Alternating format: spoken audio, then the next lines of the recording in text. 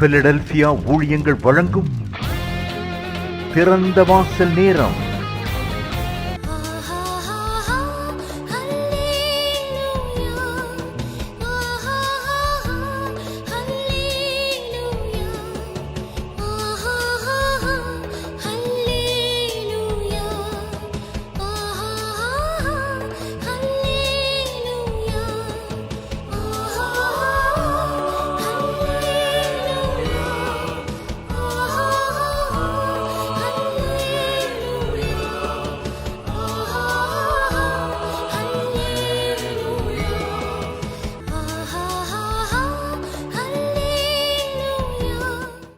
இயேசு கிறிஸ்துவின் நாமத்தினால தேவ பிள்ளைகளை நாங்கள் வாழ்த்துகிறோம்.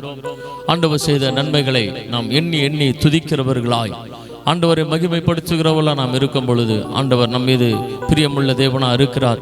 சங்கீதக்காரனாகி தாவீது சொல்லுகிறார், கர்த்தர் செய்த எல்லா உபகாரங்களுக்காக நான் எண்ணத்தை செலுத்துவேன், ரட்சிப்பின் பாத்திரத்தை எடுத்துக்கொண்டு நாமத்தை தொழுது கொள்ளுவேன் என்று சொல்லுகிறார். எண்ணி எண்ணி துதி செய்வாய், எண்ணில் அடங்காத கிருபைகளுக்காய் என்றும் தாங்கும் உம்புயமே என்ப இயேசுவின் நாமமே என்று நாம் பாடி தேவனை நாம் மகிமைப்படுத்தலாம். எண்ணி எண்ணி துதி செய்வாய், எண்ணில் அடங்காத கிருபைகளுக்காய் என்றும் தாங்கும் தம்புயமே என்ப இயேசுவின் நாமமே என்றும் தாங்கும் தம்புயமே என்ப இயேசுவின் நாமமே. எண்ணி எண்ணி துதி செய்வாய், உன்னை நோக்கும் எதிரியே கண்ணின் முன்னே பதறாதே, உன்னை நோக்கும் எதிரியே கண்ணின் முன்னே பதறாதே, கண்மணி போல் காக்கும் கரங்களில் உன்னை மூடி மறைத்தாரே, கண்மணி போல் காக்கும் கரங்களில் உன்னை மூடி மறைத்தாரே. எண்ணி எண்ணி துதி செய்வாய், எண்ணில் அடங்காத கிருபைகளுக்காய் என்றும் தாங்கும் தம்புயமே என்ப இயேசுவின் நாமமே என்றும் தாங்கும் தம்புயமே என்ப இயேசுவின் நாமமே. எண்ணி எண்ணி துதி செய்வாய், யோர்தான் புரண்டு வரும் போல் எண்ணற்ற பாருங்களோ, யோர்தான் புரண்டு வரும் போல் எண்ணற்ற பாருங்களோ, எலியாவின் தேவனெங்கே உந்தன் விசுவாச சோதனையில், எலியாவின் தேவனெங்கே உந்தன் விசுவாச சோதனையில். எண்ணி எண்ணி துதி செய்வாய், எண்ணில் அடங்காத கிருபைகளுக்காய் என்றும் தாங்கும் தம்புயமே என்ப இயேசுவின் நாமமே என்றும் தாங்கும் தம்புயமே என்ப இயேசுவின் நாமமே. எண்ணி எண்ணி துதி செய்வாய், உனக்கெதிராகவே ஆயுதம் வாய்க்காதே, உனக்கெதிராகவே ஆயுதம் வாய்க்காதே, உன்னை அழைத்தவர் உண்மை தேவன், அவர் தாசருக்கு நிதியவர், உன்னை அழைத்தவர் உண்மை தேவன், அவர் தாசருக்கு நிதியவர். எண்ணி எண்ணி துதி செய்வாய், எண்ணில் அடங்காத கிருபைகளுக்காய் என்றும் தாங்கும் தம்புயமே என்ப இயேசுவின் நாமமே என்றும் தாங்கும் தம்புயமே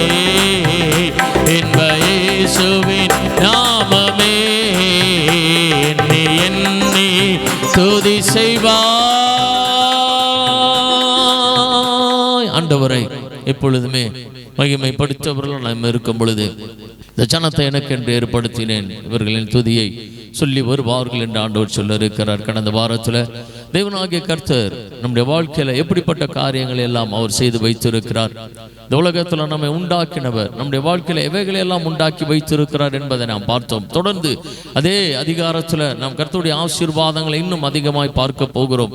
நம்முடைய வாழ்க்கையில கர்த்தருடைய வார்த்தைகள் இருக்கும் பொழுது மாத்திரமே தைரியம் நம்முடைய வாழ்க்கையில வருகிறதா இருக்கிறது. சோர்ந்து போகிறவனுக்கு அவர் பலன் கொடுக்கிறவரா இருக்கிறார். சத்துவம் இல்லாதவனுக்கு சத்துவத்தை பெருக பண்ணுகிறார். கர்த்தருடைய வார்த்தை தான் நம்முடைய வாழ்க்கையில நிலை நிற்கிறதா இருக்கிறது.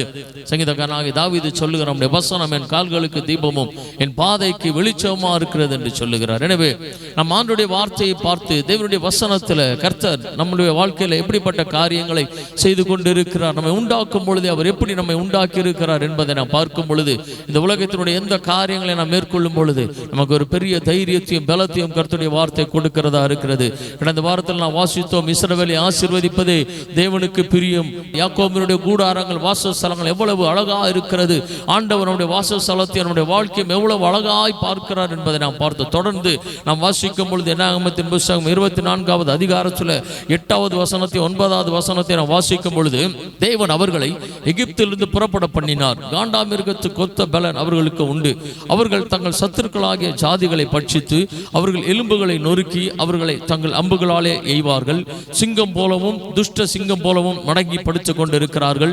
அவர்களை எழுப்புகிறவன் யார்? உங்களை ஆசீர்வதிக்கிறவன் ஆசீர்வதிக்கப்பட்டவன், உங்களை சபிக்கிறவன் சபிக்கப்பட்டவன் என்றான். அடுத்தபடியாக வேதவசனம் சொல்லப்படுகிறது, தேவன் அவர்களை எகிப்திலிருந்து புறப்பட பண்ணினார். காண்டாமிருகத்துக்கு ஒத்த பலன் அவர்களுக்கு உண்டு. அடுத்தபடியாக ஆண்டவர் நமக்கு எப்படிப்பட்ட பலனை கொடுத்திருக்கிறார் என்றால் காண்டாமிருகத்திற்கு ஒப்பான பலனை ஆண்டவர் நமக்கு கொடுத்திருக்கிறார். கர்த்தர் தமது ஜனத்திற்கு பலன் கொடுப்பார். கர்த்தர் தமது ஜனத்திற்கு சமாதானம் அருளி அவர்களை ஆசீர்வதிப்பார் என்று சங்கீதம் 29வது சங்கீதத்தில் கடைசி வசனத்தை நாம் வாசிக்கும் பொழுது இப்படியாக வேதவசனம் சொல்லப்படுகிறது, ஆண்டவர் நமக்கு பலன் கொடுக்கிறவரா இருக்கிறார். ஏனென்றால் நாம் எதை செய்ய வேண்டும் என்றாலும் முதலாவது பலன் இருந்தால் மாத்திரமே செய்ய முடியும்.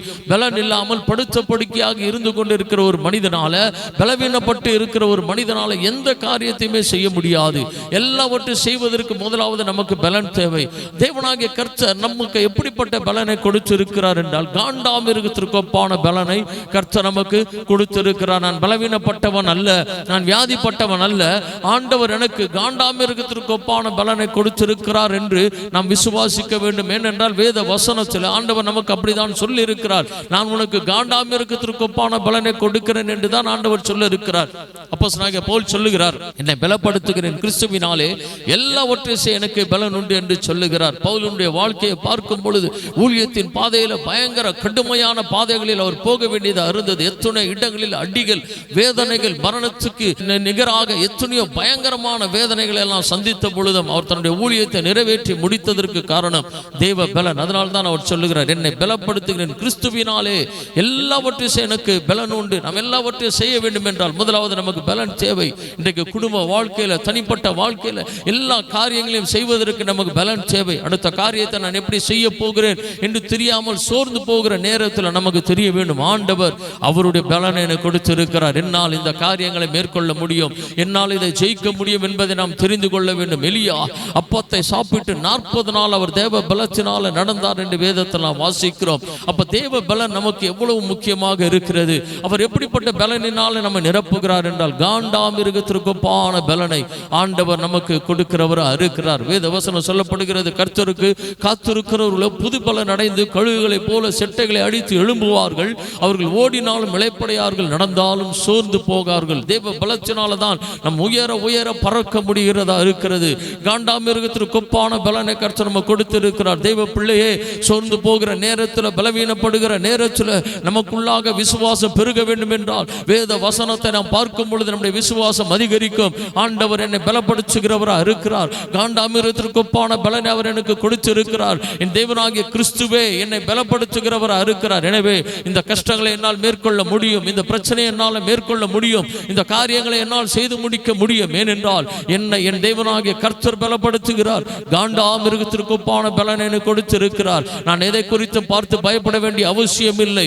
எல்லாவற்றையும் செய்வதற்கு எனக்கு பலன் உண்டு என்ற விசுவாசத்தோடு, நம்பிக்கையோடு, தைரியத்தோடு நான் எழும்பி போகும் பொழுது எல்லா காரியங்களையும் ஜெயமாய் முடிக்க முடியும், வெற்றியாய் முடிக்க முடியும். பலவீனங்கள், வியாதிகள் வரலாம், பிரச்சனைகளை மேற்கொள்ள முடியாத அளவுக்கு சோர்வுகள் வரலாம். ஆனால் நம்முடைய தேவனாகிய கர்த்தருடைய வசனம், வார்த்தை நம்மை பலப்படுத்துகிறதா இருக்கிறது, நம்மை தைரியப்படுத்துகிறதா இருக்கிறது. நம் ஆண்டவர் நம்மை ஒருபோதும் கைவிடுகிற தேவன் அல்ல. உன்னதத்திற்கு பலனை கொடுக்கிறவர், உன்னதத்தின் பலத்தினாலே நம்மை நிரப்புகிறவரா இருக்கிறார். எனவே அடுத்தபடியா நாம் பார்க்கும் பொழுது நம்முடைய தேவனாகிய கர்த்தர் நமக்கு பலனை கொடுக்கிறவரா இருக்கிறார். அடுத்த வசனத்தை, 9வது வசனத்தை நாம் வாசிக்கும் பொழுது, உங்களை ஆசீர்வதிக்கிறவன் ஆசீர்வதிக்கப்பட்டவன், உங்களை சபிக்கிறவன் சபிக்கப்பட்டவன் என்றான். அடுத்தபடியாக பார்க்கும் பொழுது ஆண்டவர் நம்ம எப்படி வைத்திருக்கிறார் என்றால், நம்மை யாரெல்லாம் ஆசீர்வதிக்கிறார்களோ, தேவ பிள்ளைகளை எந்த ஒரு மனிதன் ஆசீர்வதிக்கிறானோ அந்த மனிதனை கர்த்தர் ஆசீர்வதிக்கிறார். அப்படி என்றால் பாருங்கள், நம்ம எவ்வளவு ஆசீர்வாதமாக கர்த்தர் வைத்திருக்கிறார். நம்மை பார்த்து ஒருவர் ஆசீர்வதித்தால் அவர்களை கர்த்தர் ஆசீர்வதிக்கிறவரா இருக்கிறார். ஆபிரகாமை பார்த்து ஆண்டவர் சொன்னார், இந்த பூமியினுடைய வம்சங்கள் எல்லாம் முன்னுடைய சந்ததிக்குள்ளாக ஆசீர்வதிக்கப்படும் என்று சொன்னார். ஆபிரகாமுடைய சந்ததிகளுக்குள்ளாக இந்த பூமியில் உள்ள வம்சங்கள், ஜனங்கள் எல்லாம் ஆசீர்வாதமா இருப்பார்கள் என்று ஆண்டவர் சொல்லி இருக்கிறார். உங்களை ஆசீர்வதிக்கிறவர்களை நான் ஆசீர்வதிப்பேன், உங்களை சபிக்கிறவர்களை நான் சபிப்பேன் என்று ஆண்டவர் சொல்லுகிறார். தேவ பிள்ளைக்கு விரோதமாக ஒருவர் எழும்பினால் அவர்களால் ஒருபோது நிற்க முடியாது.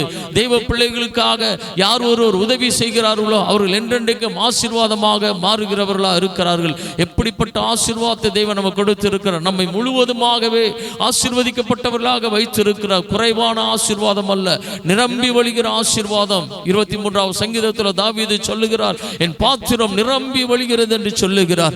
ஆசீர்வாதம், எப்படிப்பட்ட ஆசீர்வாதத்தை கர்த்தர் நமக்கு கொடுத்திருக்கிறார் என்றால், நம்முடைய வாழ்க்கையில நிரம்பி வழிகிற ஆசீர்வாதத்தை தேவன் கொடுத்திருக்கிறார். ஈசாக்கு விதை விதைத்தான், 100 மடங்கு அறுவடை செய்தான் என்று வேதத்தில் வாசிக்கிறோம்.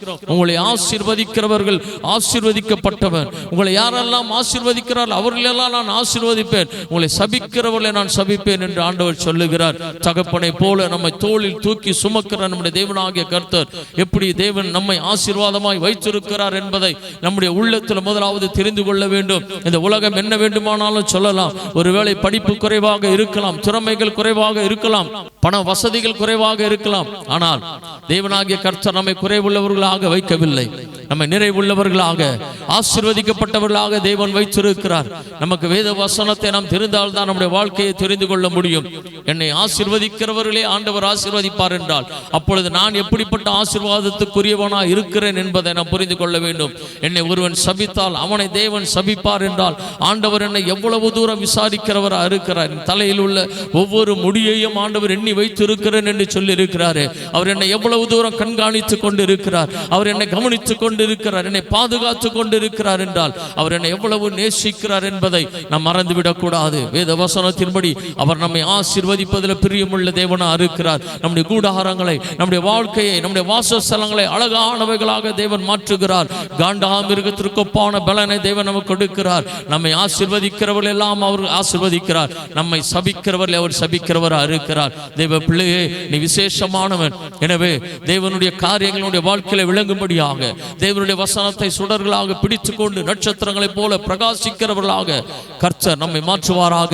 உலகத்தினுடைய காரியங்களை குறித்து சோர்ந்து போக வேண்டாம். நம்மை அழைத்த தேவன் உண்மை உள்ளவர். அவர் நமக்காக யாவையும் செய்து முடிக்கிற தேவனா இருக்கிறார். நம்முடைய கர்த்தராகிய இயேசு கிறிஸ்துவினாலே நமக்கு ஜெயம் கொடுக்கிற தேவனுக்கு ஸ்தோத்திரம் என்று சொல்லி நமக்கு நியமித்திருக்கிற எல்லா காரியங்களிலும் தேவ பலத்தினால, தேவ மகிமையினால தேவனுடைய கரத்தை பிடித்துக் கொண்டு நாம் தொடர்ந்து நடப்போம். ஜெயமாக கர்த்தர் நம்மை நடத்துவார், வெற்றியாக நம்மை நடத்துவார். நம்ம எப்பொழுது வெற்றி சிறக்க பண்ணுகிற தேவன் நம்மோடு கூட இருக்கிறார். நமக்கு எப்பொழுது ஜெயத்தை கொடுக்கிற தேவன் நம்மோடு கூட இருக்கிறார். நம்முடைய விசுவாசமே இந்த உலகத்தை ஜெயிக்கிற ஜெயமா இருக்கிறது. ஆண்டவர் சொல்லுகிறார், நிச்சயமாகவே முடிவு உண்டு, உன் நம்பிக்கை வீண் போகாது என்று சொல்லுகிறார். உன்னுடைய வாழ்க்கையில நீ எதிர்பார்த்திருக்கிற காரியங்களில் நன்மையான முடிவை தேவன் உங்களுக்கு கொடுக்க போகிறார். அவருடைய பலத்தினால, அவருடைய ஆசீர்வாதத்தினால, அவருடைய கிருபையினால நாம் இன்னும் அதிகமாய் நிரம்பி இருப்போம். கர்த்தர் பெரிய காரியங்களை செய்வாராக. கர்த்தர் நம்மை ஆசீர்வதிப்பாராக. விசுவாசத்தோடு ஆண்டவரை பார்த்து சொல்லுவோம், நான் ஆசீர்வதிக்கப்பட்டவனா என்னை நீர் வைத்திருக்கிறீர் ஆண்டவரே, எனக்கு உடைய பலத்தினாலே என்னை நிரப்புங்க ஆண்டவர் என்று சொல்லி கர்த்தருக்கு நன்றி செலுத்தி நாம் ஜெபிக்கலாம். வானத்தையும் பூமியை படைத்த சர்வ வல்லமையுள்ள எங்கள் தேவனாகிய கர்த்தாவே, பரலோக பிதாவே, நாங்களும் நன்றி நிறைந்த இருதயத்தோடு ஸ்தோத்திரிக்கிறோம். இந்த வேளையிலும் ஆண்டவரே, நீர் எங்களை எப்படியெல்லாம் ஆசீர்வதித்திருக்கிறீர் என்பதை உடைய வேதத்தை கொண்டு எங்களோடு கூட நீர் பேசிக் கொண்டு இருக்கிறீர் ஆண்டவரே. ஒவ்வொரு சூழ்நிலையிலும் ஆண்டவரே, எங்களுடைய வாழ்க்கையில உடைய வசனத்தை நாங்கள் எடுத்துக்கொண்டு நடக்க ஜெயமா எங்களுடைய வாழ்க்கையை ஆண்டவரே நாங்கள் கொண்டு போக வேண்டும் என்றால் உடைய வசனம் மாத்திரமே எங்களுடைய வாழ்க்கையா இருக்கட்டும் ஆண்டவரே. உடைய நாம் மகிமைப்படட்டும். துதிகன மகிமையெல்லாம் உமக்கே செலுத்துகிறோம். இயேசு கிறிஸ்துவின் நாமத்தில் வேண்டுகிறோம் எங்கள் நல்ல பிதாவே. ஆமென், ஆமென். God bless you. கர்த்தர் உங்களை ஆசீர்வதிப்பார். மேலும் விவரங்களுக்கு நீங்கள் தொடர்பு கொள்ள pastor V. Simon, master of divinity, Philadelphia ministry, number 324, Konnur high road, cellphone 9884569467 மற்றும் 9790826578.